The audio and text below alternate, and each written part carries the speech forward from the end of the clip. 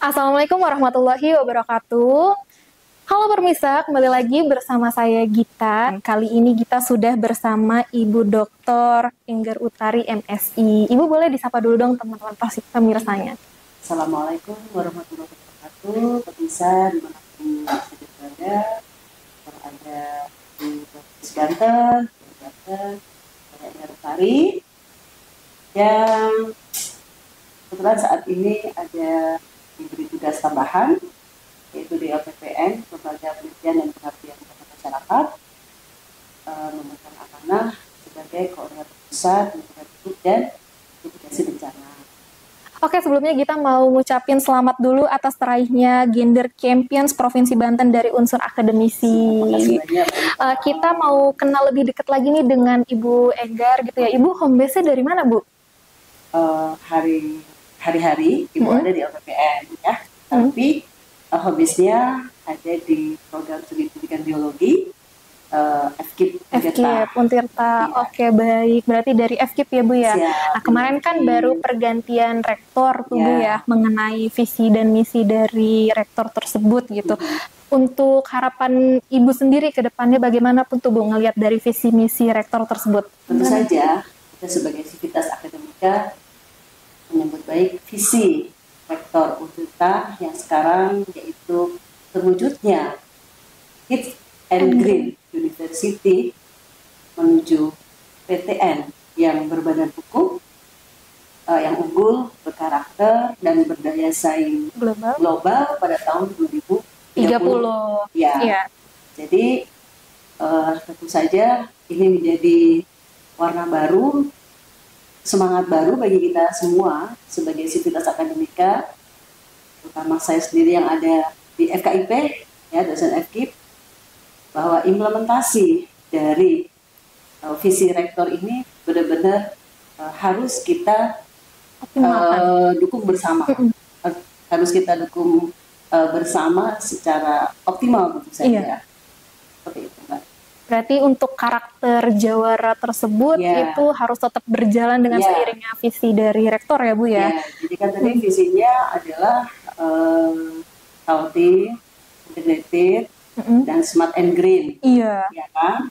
Menuju PTN yang berbadan hukum yang unggul. Nah, untuk menjadikan unggul berarti kan ini harus didukung oleh sumber daya manusia yang berkualitas. Bukan hanya jumlahnya saja, tapi kualitasnya juga. Ini akan terwujud, harus didukung oleh semua sivitas akademika yang ada di seluruh fakultas yang ada di kita. Seperti itu. Nah, selanjutnya tadi unggul dan berkarakter, misalnya karakternya karakter jawara ya, kita semua ya, jawara itulah jujur, adil, wibawa, amanah, religius, dan akuntabel.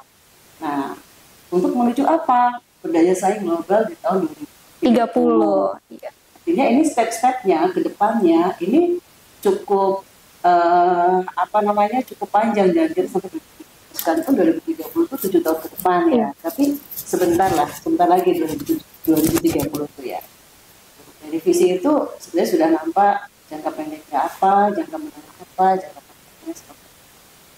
Jadi peningkatan SDM seperti itu. Terkait ngebicarain soal peningkatan kualitas sumber daya manusia melalui Tridharma Perguruan Tinggi Negeri, itu pendapat Ibu seperti apa ya, Bu? Peningkatan kualitas sumber daya manusia itu memang menjadi sangat penting ya, apalagi itu dulu dalam pelajaran mata pelajaran suatu sekolah itu adalah modal dasar pembangunan. Jadi modal dasar kita adalah pendidikan. Kalau di Untirta modal dasarnya adalah SDM, sumber daya manusia. Jadi ibarat suatu bangunan, ya, sumber daya manusia, peningkatan kualitasnya itu mungkin diawali dari fondasi yang kuat, berupa data. Data ini akan memberikan informasi yang pas, yang tepat, bahwa SDM Untirta itu sekarang posisinya ada di mana saja. Sudah berapa persen yang sudah mampu bersaing secara global, berapa persen yang masih di nasional, berapa persen yang masih di lokal. Data itu penting banget. Nah, selanjutnya dari data kan sebagai fondasi. Ibarat bangunan itu data itu sebagai fondasi ya. Karena apapun perencanaan kita, apapun rencana aksi yang kita lakukan, apabila datanya itu kurang tepat atau datanya itu tidak memberikan informasi yang benar, maka bagian atasnya hancur. Oh, bagian atasnya. Atasnya melanjutkan pilar yaitu pilar Tridharma. Tridharma itu kan pendidikan pengajaran, penelitian dan pengabdian. Jadi pilar-pilar di atas fondasi itu adalah Tridharma. Jadi ketika fondasinya kuat, dasarnya itu kuat, lalu lantainya itu adalah SDM-nya, maka ini akan bisa menjadikan sebuah bangunan itu Tridharma ini menjadi baik di pendidikan.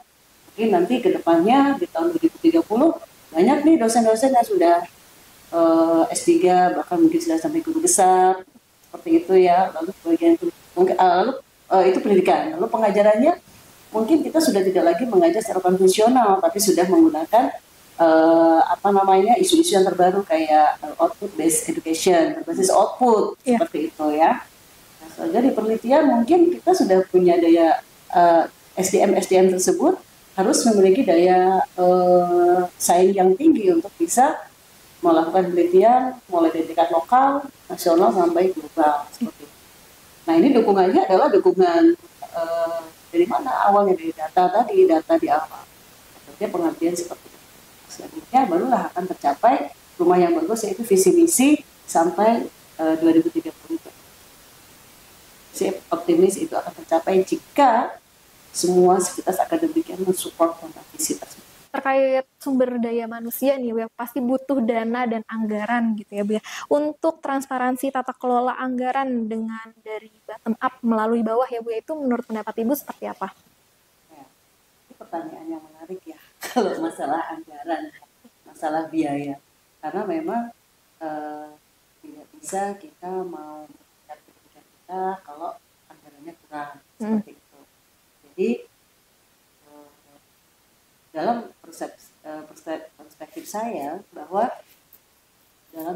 di kampus itu kan ibarat suatu negara, di dalamnya ada secara mikro adalah keluarga ya. Nah, kalau di kampus ini secara mikro adalah program studi ya. Program studi itu adalah sumber daya manusianya. Untuk tata kelola anggaran itu saya sih inginnya konsepnya adalah bottom up ya, yang kebutuhannya itu berdasarkan dari kebutuhan di bawah. Di bawah itu yang maksudnya apa? Program kalau studi. Kampus itu kan yang paling bawah adalah jurusan. Iya, program studi. Program studi, jurusan atau program studi yang di dalamnya banyak sekali dosen, kelompok dosen dengan berbagai disiplin ilmu. Betul. Ya kan? Nah, tentu saja dosen-dosen ini butuh untuk mengembangkan dirinya supaya mereka tetap melakukan Tridharma. Mereka tetap melakukan Tridharma perguruan tinggi dengan hak yang sama dari semua dosen tersebut seperti itu.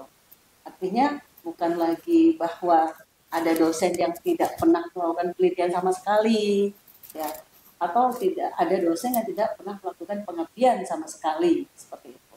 Nah, selama ini dosen itu kalau masalah ngajar selalu dapat jatah tuh setiap semester ngajar apa, tapi penelitian dan pengabdian kadang-kadang memang masih belum menjadi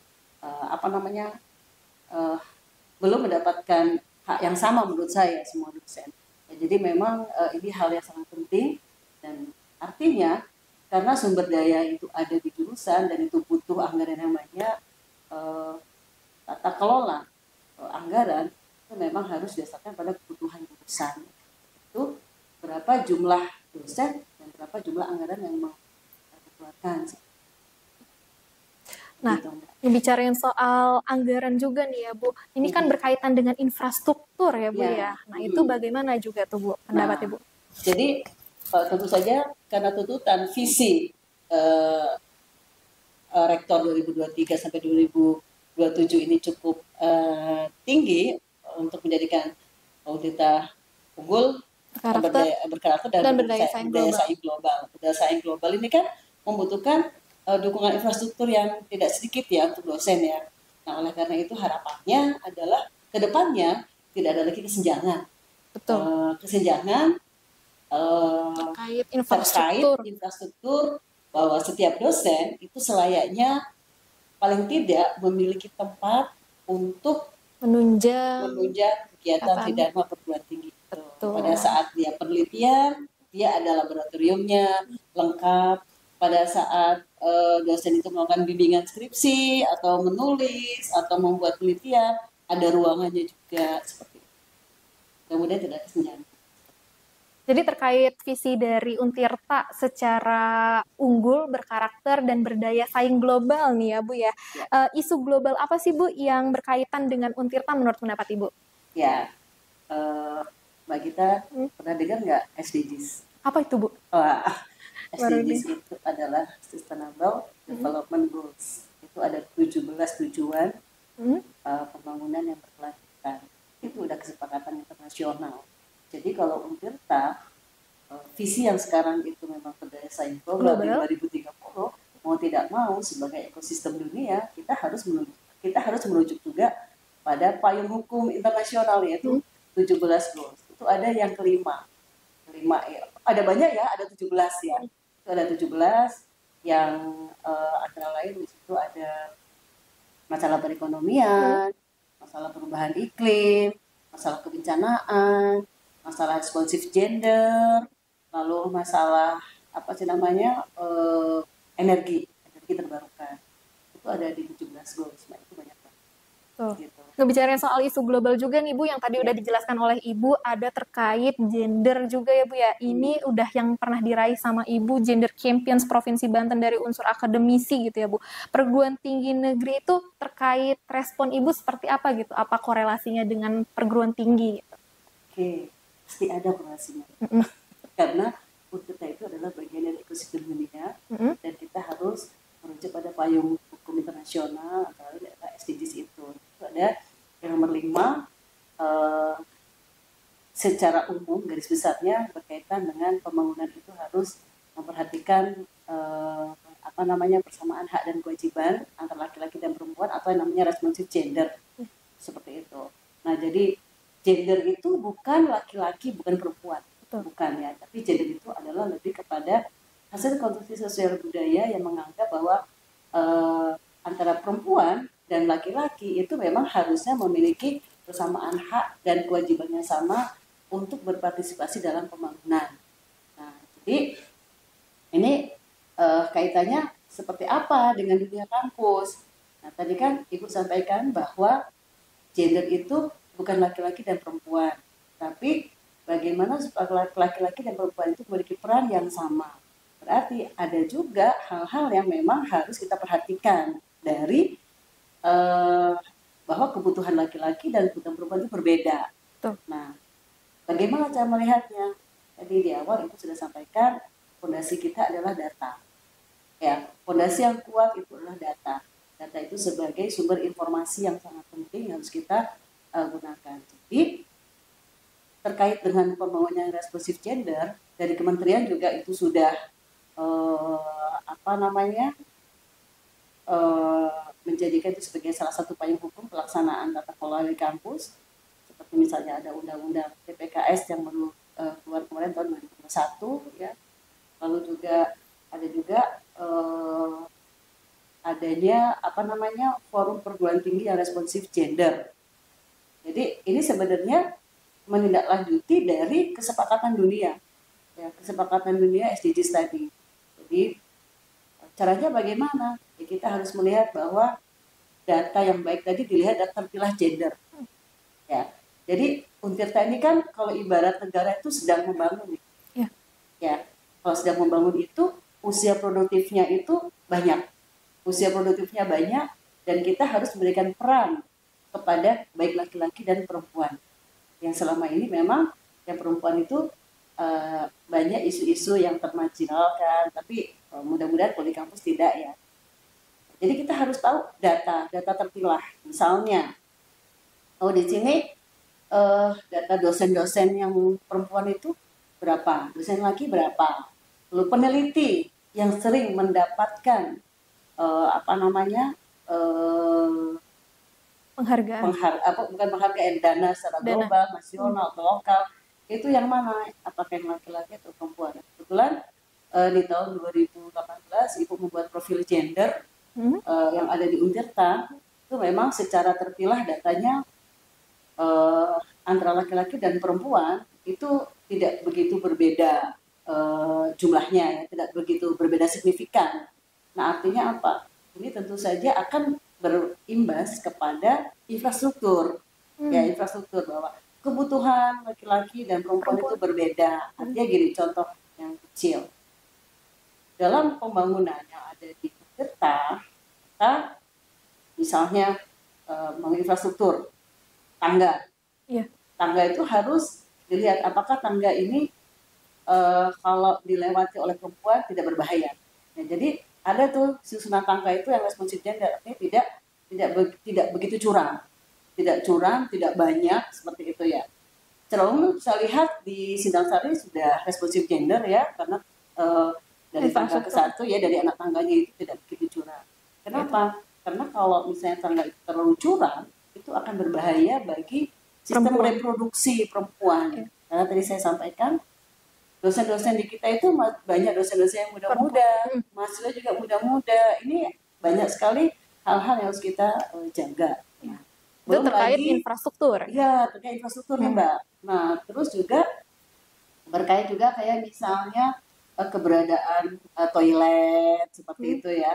Jadi harus memastikan bahwa toilet ini aman untuk perempuan, tidak terbuka ya. Insya Allah sih di Untirta ini sudah responsif gender gitu ya.